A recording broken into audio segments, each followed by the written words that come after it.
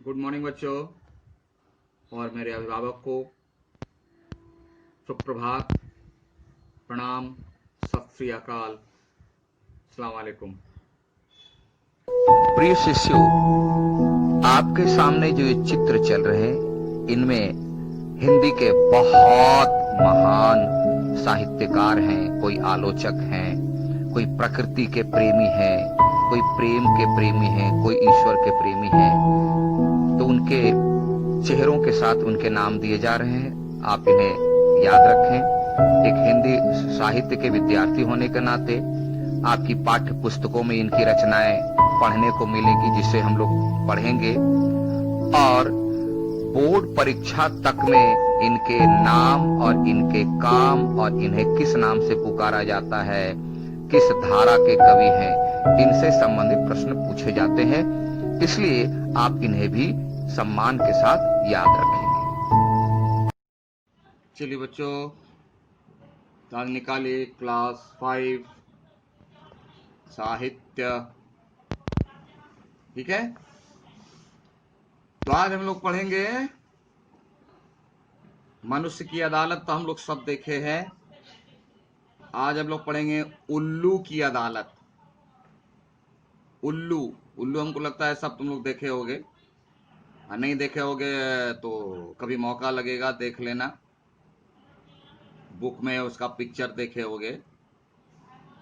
और उल्लू में एक खास बात यह है कि उसे दिन में दिखाई नहीं देता, उसे रात में दिखाई देता है। ठीक है, तो देखिए इस पाठ में कितनी बड़ी बात कही गई है, जो हम लोग को समझने के लायक बहुत ज्यादा है। तो पहले शीर्षक का अर्थ समझ लिए। उल्लू की अदालत। अदालत मतलब जहां जज साहब बैठते हैं, जहां फैसला सुनाया जाता है, जहां जजमेंट सुनाया जाता है। कहीं अगर डिस्प्यूट होता है, झगड़ा होता है, दो व्यक्ति आपस में लड़ने लगते हैं, तो जज साहब के पास जो है वह मैटर जाता है और वो फैसला सुनाते हैं, दोषियों को सजा देते हैं और निर्दोष को बरी करते हैं। तो यहां जज की कुर्सी पर कौन बैठा है? उल्लू। और उल्लू का अर्थ मूर्खता से भी लिया जाता है। बोलता है एकदम उल्लू ही हो क्या, मतलब मूर्ख ही हो क्या। और उसे दिन में दिखाई नहीं देता, रात में दिखाई देता है। तो ऐसे जज साहब भी कितना सुंदर फैसला करते हैं। देखिएगा कि जिसे हम लोग समझते हैं कि मूर्ख है, दिन में दिखाई नहीं देता है, ऐसा उल्लू भी जज बनकर कितना सुंदर फैसला करता है। और हम लोग अपने आप को समझते हैं कितने बुद्धिमान हैं, दिन में भी दिखाई देता है, रात में टॉर्च इन्वर्टर लगाकर भी देखते हैं, फिर भी कैसा फैसला सुनाते हैं। तो जरा इस पर सोचिएगा कि उल्लू में और हमारे में कितना फर्क है और क्यों है। ठीक है, तो कथा का शीर्षक समझे और कहानी पढ़ ली होगे, संभवतः समझ में भी आ गई होगी कहानी। लेकिन थोड़ा हम लोग भी साथ मिलकर के पढ़ते हैं, देखते हैं कुछ नई बातें मिलती है या नहीं। कहानी में है क्या कि कोयल और कौवा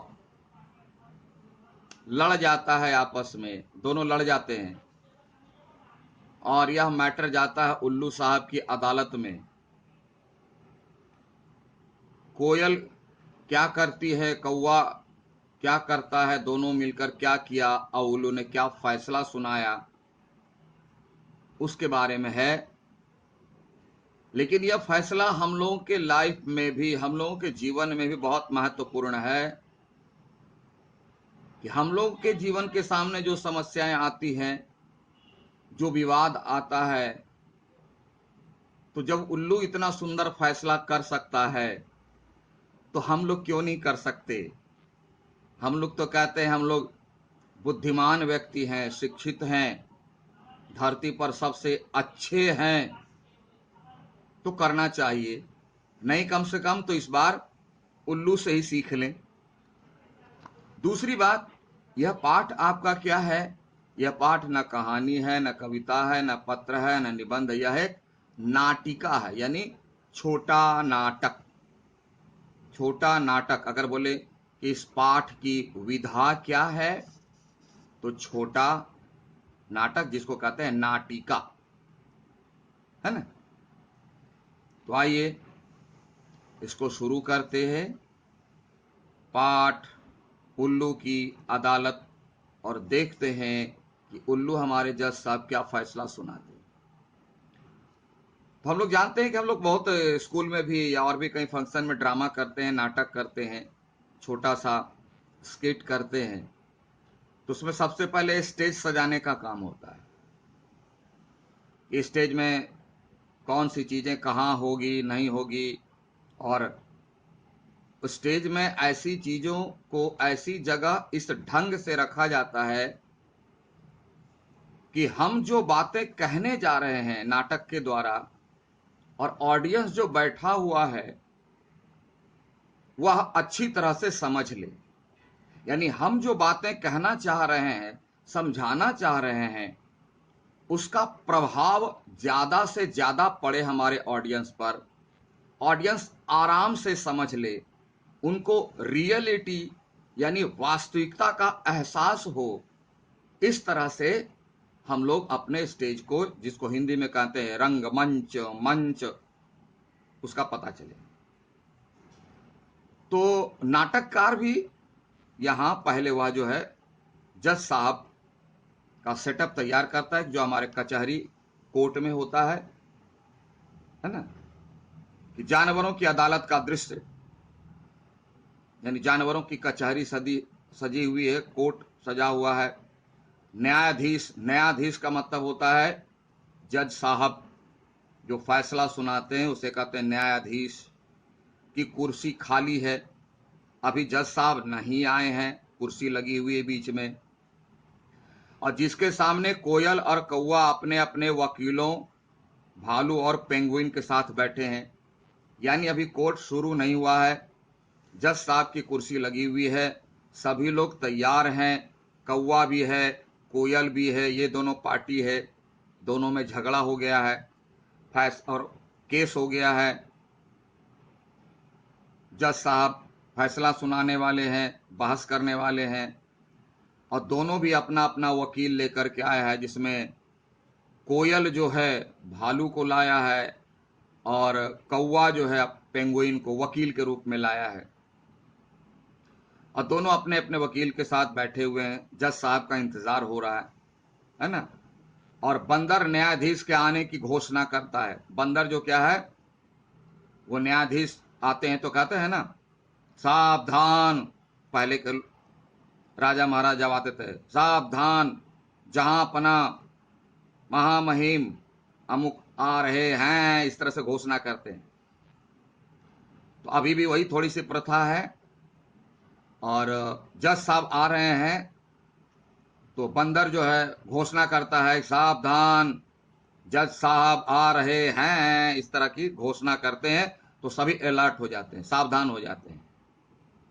और न्यायाधीश के रूप में उल्लू चश्मा पहने हुए, एकदम चश्मा पहने हुए जज साहब हाजिर हो गए हैं।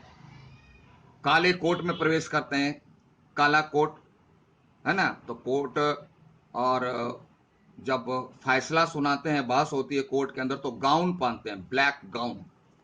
देखे अगर आप में से किन्हीं के पापा वकील होंगे, जज होंगे, तो आप लोग देखे होंगे, ठीक है। और नहीं तो इधर उधर घूमते बाजार में भी तो मिल जाएंगे, तो बाजार में कोट पहनते हैं। लेकिन जब बहस करने जाते हैं ना कोर्ट के भीतर, रूम के अंदर, तो गाउन पहनना पड़ता है, ठीक है। वो गाउन पूरा ऊपर से नीचे तक। तो वही है, यहाँ कोट लिखा हुआ लेकिन है भीतर में। जब बैठते हैं तो गाउन पहन के बैठते हैं, प्रवेश करते हैं, सभी लोग खड़े होकर अभिवादन यानी वेलकम करते हैं। जैसे हम लोग आपके क्लास में जाते हैं तो आप लोग खड़े होके बोलते हो गुड मॉर्निंग सर, यानी बड़ों के स्वागत के लिए हम लोग खड़े हो जाते हैं। तो जज साहब हमारे बड़े हैं, तो वो जब आते हैं अपने कक्ष में, रूम में, तो हम लोग सभी खड़े होकर उनको स्वागत करते हैं। वहां भी स्वागत किया गया, सभी लोग खड़े होकर अभिवादन यानी स्वागत करते हैं। फाइलें लिए बंदर पीछे पीछे आता है, फाइल लिए हुए, है ना, जिसमें कंप्लेन क्या है, इंस्पेक्शन रिपोर्ट क्या है, पुलिस क्या कहती है, बयान जो पुलिस और वकीलों का, पार्टियों का जो कथन होता है सब ऑन रिकॉर्ड रिटन में होता है, उसको एक फाइल में जमा रखते हैं, कलेक्ट करके रखते हैं। और उसको जज साहब पढ़ते हैं कि कौन क्या बोला, और वह अपनी बुद्धि से, अपने दिमाग से उस पर वो फैसला सुनाते हैं।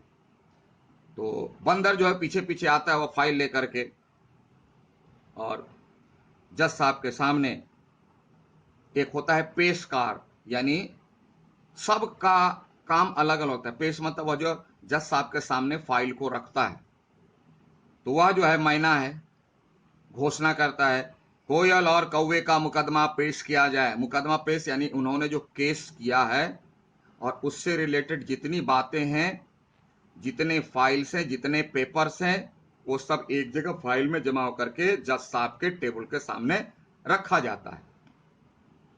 तो वहां जो है वह खड़े रहते हैं बोलने वाले, उनका काम है सिर्फ जज के आदेशों को वह बोलते हैं, और जो लोग रहते हैं वह उसको ओबे करते हैं, पालन करते हैं।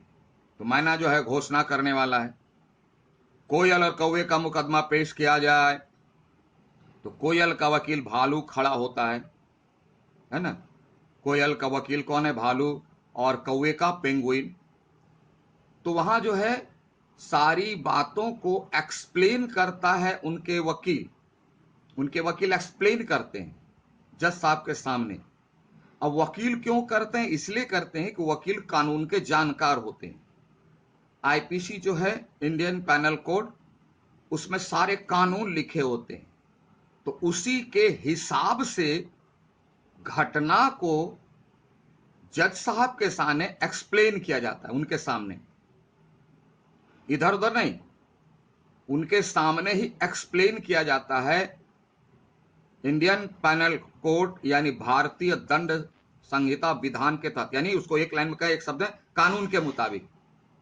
तो कानून, वकील लोग कानून पढ़े होते, उसी के हिसाब से वह जज साहब के सामने जज साहब को समझाने की कोशिश करते हैं, और यह मौका दोनों को मिलता है। और आम पब्लिक तो कानून उतना जानते नहीं, तो इसलिए वकील जो है दोनों, यानी पक्ष और विपक्ष, जिसका भी वकील होता है, उससे वो बातें करते हैं, सुनते हैं, समझते हैं, लिखते हैं, और उसमें कानून का सेक्शन डालते हैं, और उसके हिसाब से फिर जज साहब को वो समझाते हैं। अगर बीच में जरूरत पड़ती है तब जो है वकील साहब कहते हैं, या अगेंस्ट पार्टी के हों, वो उनसे पूछें, जो केस किया है उनसे भी पूछ लें, एविडेंस, गवाह पता कर लें, साक्षी पता कर लें। तो इस तरह से कोयल का वकील भालू खड़ा होता है और सिर झुकाकर अभिवादन करता है, यानी सिर झुका करके प्रणाम करता है, वेलकम करता है, और गला साफ कर क्योंकि साफ आवाज निकले, क्योंकि अगर शब्द गड़बड़ हुआ, इसलिए आपको भी कहते हैं साफ उच्चारण कीजिए, प्रोनाउंसिएशन साफ और स्पष्ट होना चाहिए, नहीं तो बोलेंगे कुछ, जज साहब सुनेंगे कुछ, फैसला सुना दिए कुछ, सब गड़बड़। इसलिए आप भी जब भी बात करें साफ सुथरे स्पष्ट ढंग से बात करें, लिखें साफ सुथरा लिखें, स्पष्ट लिखें, ठीक है। तो थोड़ा सा तैयारी हो गई, अब ज्यादा तैयारी, और भालू जी क्या बोलते हैं थोड़ा सा इसे अगले दिन देखेंगे। हम लोग अपनी अदालत, उल्लू की अदालत के साथ शुरू करेंगे अगले दिन। Have a nice day, thank you.